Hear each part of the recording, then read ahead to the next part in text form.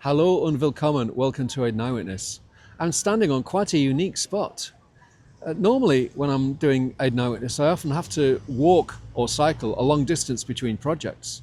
But here there are a number of projects, past, present and future, all that can be seen from this spot, which is not far from Deansgate on the square. I like to call it Motor Square, that's not its real name. So what can we see? On the right there we can see Kendals, Kendal Mill, House of Fraser. That building is going to be renovated and there's news about that, just came up recently. This facade here has been approved for demolition to make way for a new office building. That's been a bit controversial. Over here, the demolition of office buildings from I think they're from the late 60s, early 70s. That's pretty much complete now. This Albert Bridge House, former home of the Inland Revenue, was one of the first tall buildings to be built in Manchester in the late 50s.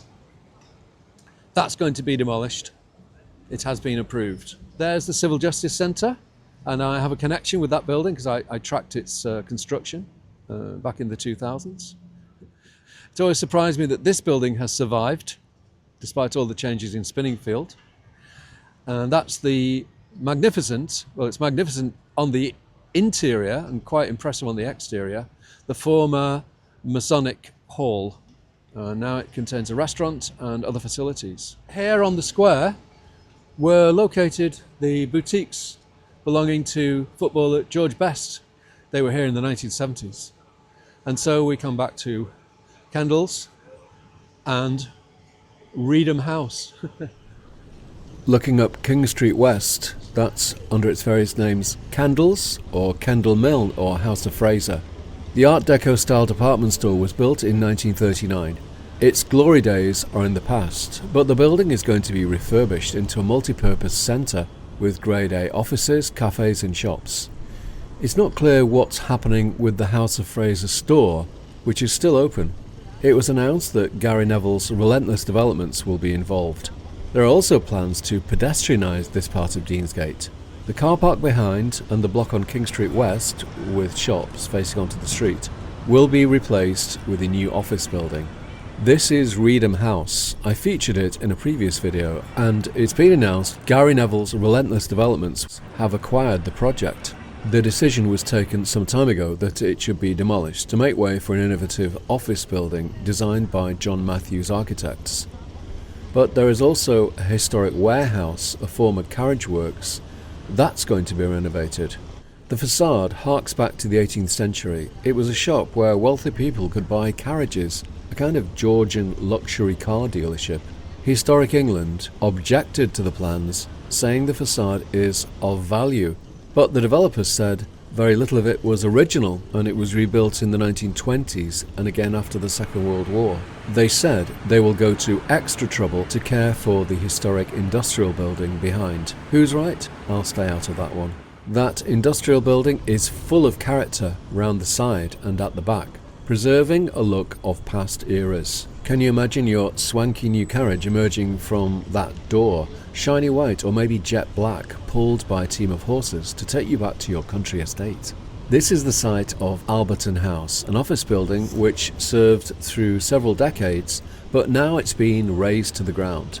Destruction of relatively new buildings is a feature of today's redevelopment. The planned building will feature an 18-storey office block with wellness centre, roof terrace with rooftop pool, event space and restaurant, designed by EPR Architects. And this is Albert Bridge House, once home of the Inland Revenue. The tax people moved out, and now Albert Bridge House is to be pulled down. It was one of the first tall buildings in Manchester, predating the CIS and others. It was reclad, I think, in later years, so it lost its original late 50s look. I don't have many photos of it, so I'll get some before it's too late. It's going to be replaced by towers of 37 and 49 stories, with 800 apartments proposed, and a 17-storey office block with 250,000 square feet of workspace. Developer is Oval Real Estate, new to Manchester. Now let's take a look at the area from above, courtesy of Cinemaker. These shots were captured on Sunday the 16th of November. This is the Alberton House site. That remaining section has since been pulled down. During demolition, one part of that structure decided to demolish itself. It happened in the afternoon on Friday the 24th of October. I was in Ireland at the time, so I didn't witness the scene with my own eyes. The headlines said part of a building in Manchester had collapsed, but they didn't mention it was already under demolition and no one was at risk. But it shouldn't have happened and it's being investigated. We have a view northwest over Salford with Winter Hill in the distance. That's the Alberton House site with its uneven shape. Cardinal House on the right, Albert Bridge House on the left. Heading southwest along the Irwell and on the Salford side, the two Affinity Living residential buildings. Albert Bridge was opened in 1844 and named after Prince Albert. He was the German guy who was Queen Victoria's Prince Consort. He sadly died young. The nearby square and monument, the famous dock in Liverpool, and countless pubs bear his name. We continue into the past courtesy of images from the Manchester Library's collection.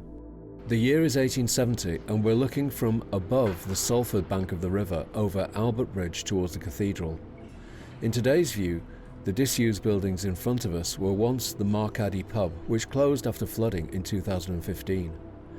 In 1870, the air was heavy with smoke, the chimneys disappearing into the haze. And now we're looking from the Salford side a little bit further down the river. The year is 1900. The water is smooth, reflecting the chimneys. That house on the left stands where the Affinity Living Riverview Tower is today.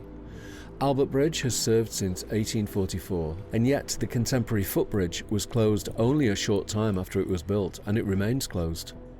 What would people in 1844 think if they saw a modern double-decker bus crossing Albert Bridge? This drawing is from a similar location. It's dated the 5th of May 1822. We can see ships sailed into Manchester long before the ship canal. The industrial buildings have been replaced in recent years by apartments. Now it's 1870 again. That house on the left is an orientation point. In the distance is Manchester Cathedral. We can see the river is a busy waterway. Still in 1870, we're standing close to the bridge. We can see the spire of St Mary's Church, which once stood on St Mary's Parsonage. The bridge has lanterns which have long since disappeared. The two men are perhaps looking for fish in the River Irwell. I doubt if there were any. And now we jump to 1965. The recently constructed Albert Bridge House rises up. The bridge is well used by cars and buses. The sign says no waiting, 8 AM till 6 PM.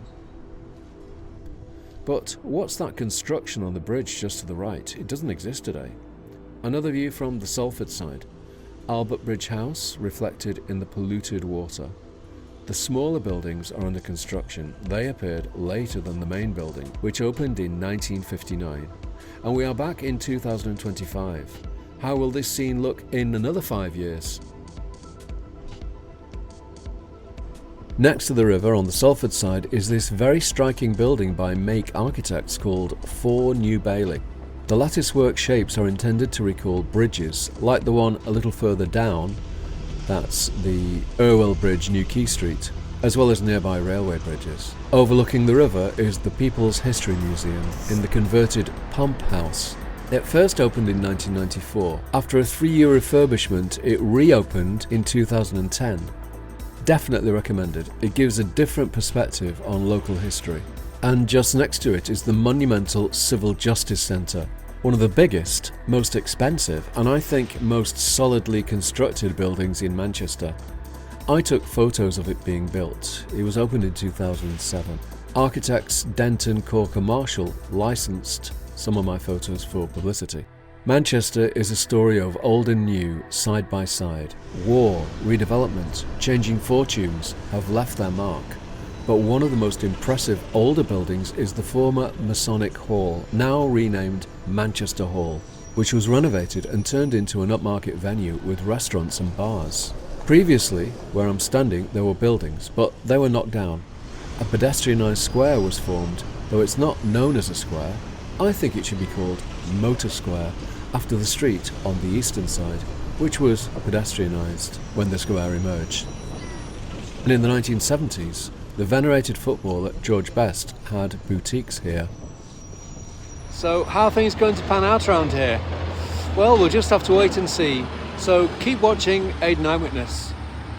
Vielen Dank fürs Zuschauen und auf Wiedersehen in Manchester und Salford.